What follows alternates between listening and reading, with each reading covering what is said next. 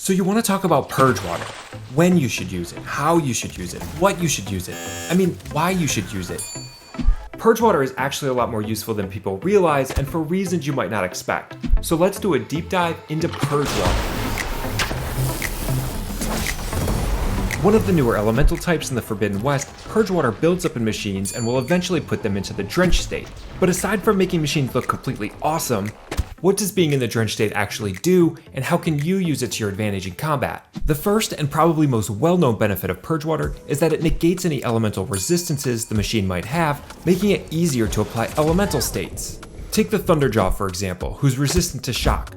Now you can still inflict shock to the Thunderjaw, it just takes forever, about 13 shots for me here. But if you use Purgewater first to put the machine into the Drenched State, you'll be able to inflict shock more quickly. This only took me 6 shots, so if you factor in the 3 shots that it took me to put the Thunderjaw in the Drenched State, it only took 9 shots total to build up shock. And 9 shots is definitely less than 13. But inflicting one elemental status just to put the machine into another elemental status is a bit weird. And this is where a lot of people get off the bus when it comes to using Purgewater. I'll hear things like, so Purgewater makes it easier to inflict other elemental damage types. Yes, that's right. But why not just inflict the elemental damage you want directly to the machine? Well, I'll tell you why. Because engineers are not good at dealing with customers. Okay, so Purgewater will just instantly put the machine into the status they're normally resistant to? Well, no. So then all machines are weak to Purgewater, and this helps deal additional damage. Well, no. What would you say you do here? It's true. If you're only looking at Purgewater as a way to inflict another elemental status, then its use is very situational, and most of the time it probably doesn't make very much sense to use. But I would argue that the biggest reason to use Purgewater isn't because it eliminates elemental resistances, it's because of its second benefit, that it can eliminate a machine's elemental attacks. And what types of machines use elemental attacks?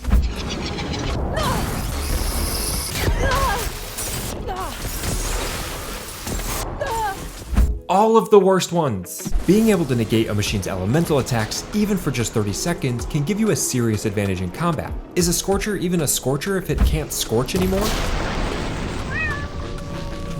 And a Fire Claw without fire is just a claw, which is still pretty bad, but not nearly as bad. So the bottom line is this. Purgewater is most effective when going up against machines with high health and that use a lot of elemental attacks. Machines like Slaughter Spines, Slitherfangs, and Fire Claws, and even some of the smaller but sometimes more annoying machines like Elemental Clamorjaws and Claw Striders. And this is the perfect time for me to remind you, if you find this video helpful, be sure to give it a like.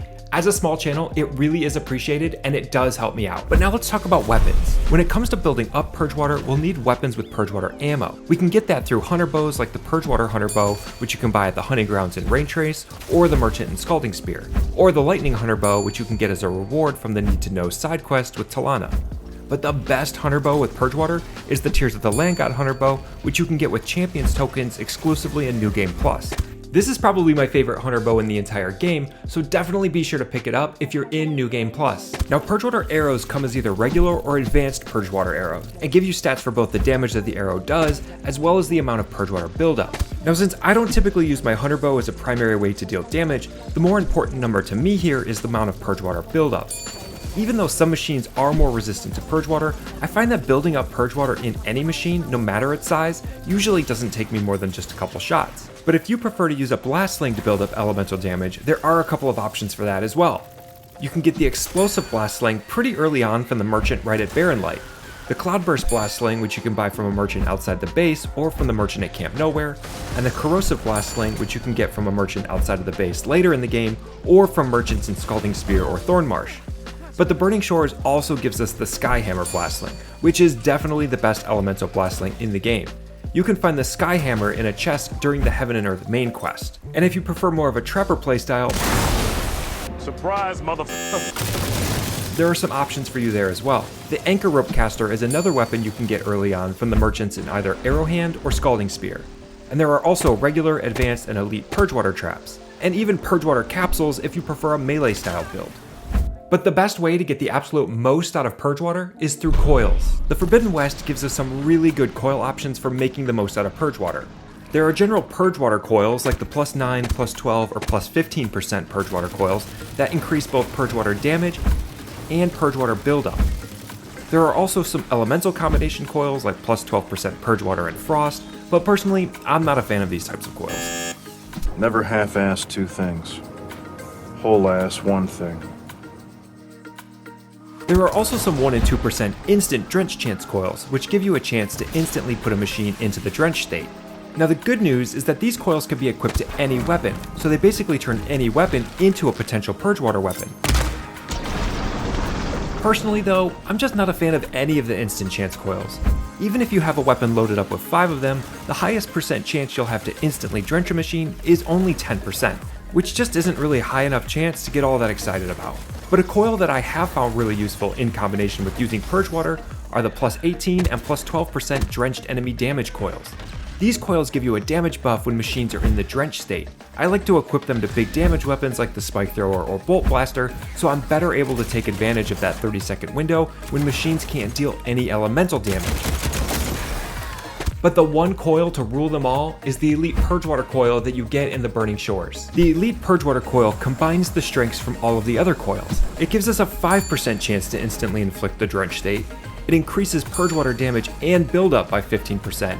And it gives us an 18% damage buff when machines are already in the drenched state. The Elite Purgewater coil is my go-to coil when looking to get the most out of Purgewater. Now when it comes to the best Valor surge to use with Purgewater, there's a couple of different options depending on your particular playstyle. If you're going up against a group of machines like Elemental Clamorjaws or Clawstriders, and you want to inflict the drenched state quickly, the Chain Burst Valor surge is a great option.